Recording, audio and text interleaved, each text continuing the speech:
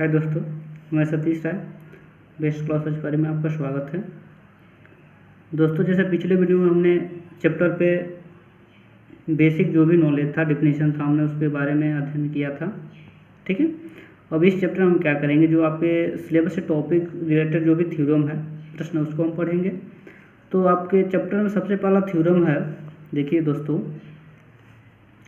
Euclid विभाजन प्रमेय का। लेकिन उससे पहले हम एक टॉपिक पे चर्चा कर लेते हैं जो आपने पहले पढ़ चुका होगा।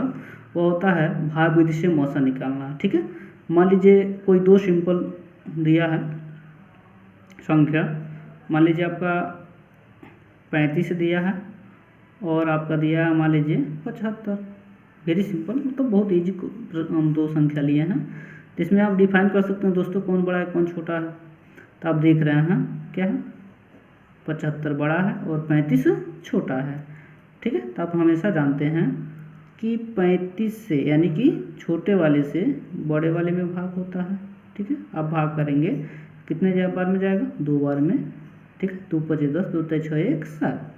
ठीक है। घटाएंगे, 5 में 0 जाएगा, 5 कट जाएगा। और फिर इस 5 से यहाँ पे जो पहले वाला भाजक होता है उसमें हम भाग करते हैं। ठीक है। 35, 5 7 35। हम इस प्रकार कह सकते हैं जो 5 भाजक है, जिससे 35 पूर्णतः क्या हुआ है, विभाजित हुआ है। इसलिए आप 35, ठीक है, 35 और 75 का मौसो क्या कहेंगे दोस्तों, 5 है। ठीक है। यह बहुत पहले आपने पढ़ा होगा, इस बार कहें एक बार रिवीजन कर दें, आपको याद दिला दें, इसी पर आपको पढ़ना है दोस्तों। ठीक है। आइए देखते हैं यूक्लिड विभाजन प्रमेय का क्या होता है। यूक्लिड विभाजन प्रमेय का, यूक्लिड विभाजन प्रमेय का होता है दोस्तों, ठीक है, क्या कि दो धनात्मक पूर्णांक a और b दिए रहने पर ऐसी अद्वितीय पूर्ण संख्याएं q और r विद्यमान हैं कि q और r विद्यमान है कि अद्वितीय मतलब होता है, ठीक है, इसके समान कोई दूसरा न हो। दिया रहा है तो a बराबर बी क्यू प्लस आर, जहाँ r जो हो हमेशा 0 से बड़ा है, 0 बराबर, और b से क्या हो, छोटा। तो हमने लिखा है कि a बराबर b q plus r. a क्या है, b क्या है, q क्या है, r क्या है, आइए नीचे देखते हैं। तो a आपका भाज्य है, ठीक है, b आपका क्या है, भाजक है, q आपका क्या है, भागफल है, और r आपका क्या है, शेषफल। ठीक है। आइए देखते हैं इसको। यही दिया है, मान लीजिए कि a और b कोई दो पूर्णांक है, ठीक है, जिसमें आपका a बड़ा है b से, तो b यानी कि b छोटा है, a बड़ा है, तो b से हम भाग करेंगे a में।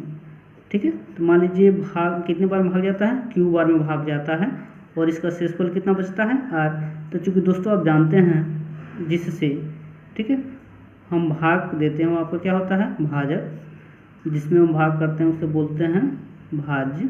जितने बार में भाग जाता है उसे हम क्या बोलते हैं, भागफल। यह आपका क्या है, शेषफल। ठीक है।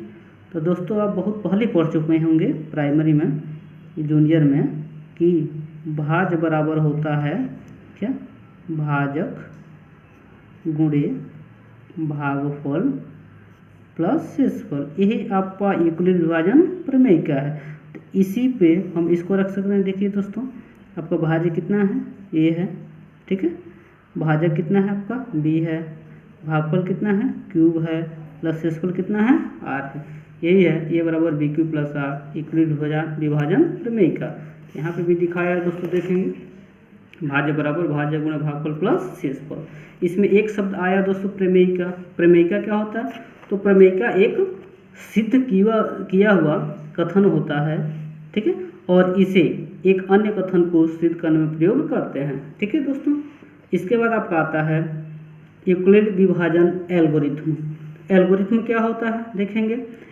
एल्गोरिथम सुपरिभाषित चरणों की एक श्रृंखला होती है जो एक विशेष प्रकार की समस्या को हल करने की एक प्रक्रिया या विधि प्रदान करती है। यानी कि एल्गोरिथम सुपरिभाषित चरणों का एक श्रृंखला आता है, ठीक है, इस श्रृंखला के द्वारा किसी समस्या को हम हल करते हैं। ठीक है।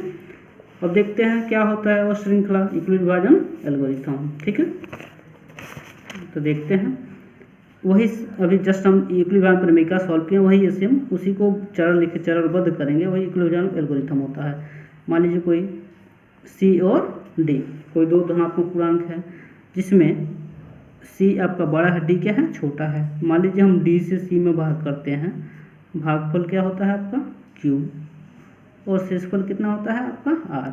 यहाँ पे अभी शेषफल जो आर है 0 नहीं है, तो इसको आप लिख सकते हैं सर यूक्लिड विभाजन प्रमेय की सहायता से कि सी बराबर कितना डी क्यू प्लस आर। यहाँ पे आर का वैल्यू 0 नहीं हुआ, ठीक है। जब आर का वैल्यू 0 नहीं होगा फिर से हम इस आर से भाग करेंगे, किसमें, डी में। मान लीजिए भागफल Q1 हो गया, अब शेषफल कितना हो गया R1।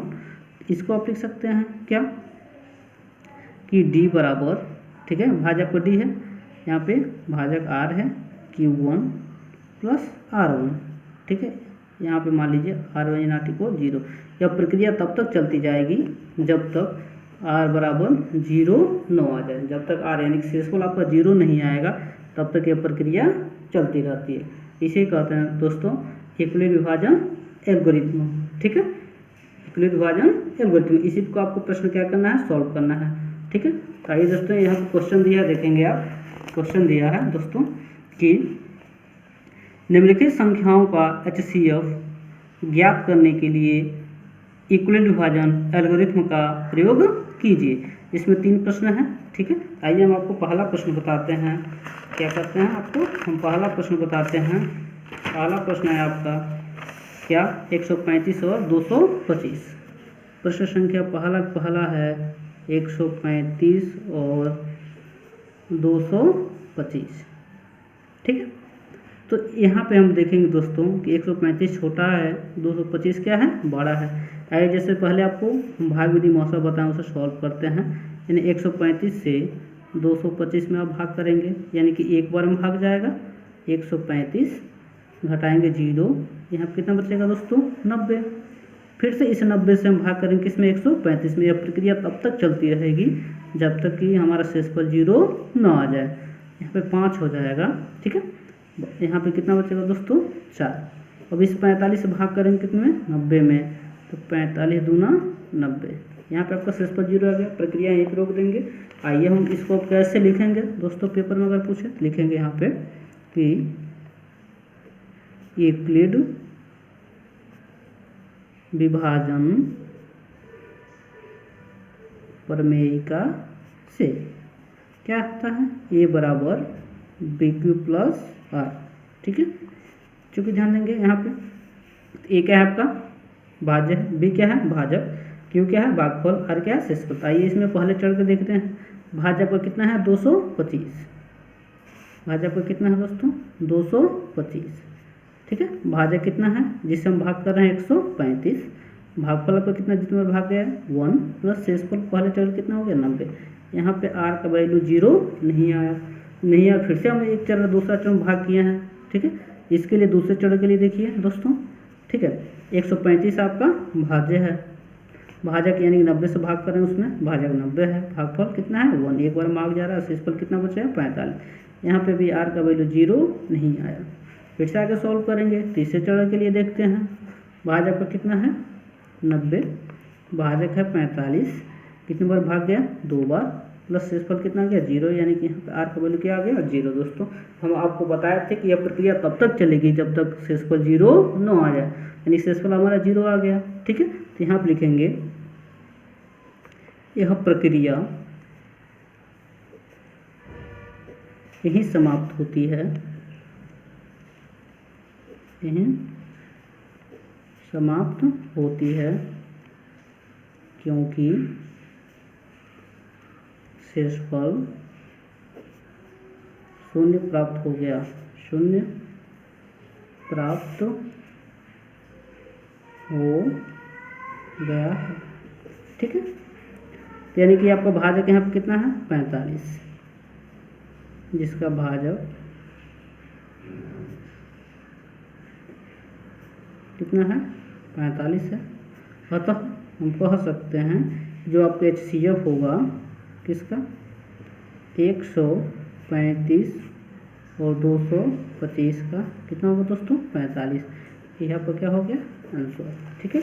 आइए अगला प्रश्न देखते हैं दोस्तों। इसी का सेकेंड क्वेश्चन है कितना 196 और 38 220 थर्ड क्वेश्चन है 867 और 255। तो दोस्तों ये आपके लिए होमवर्क होगा, ठीक है। आप लोग लगा के मुझे कमेंट कर दीजिएगा कि कितना आपका उत्तर आया है, सही है कि नहीं है दोस्तों, ठीक है।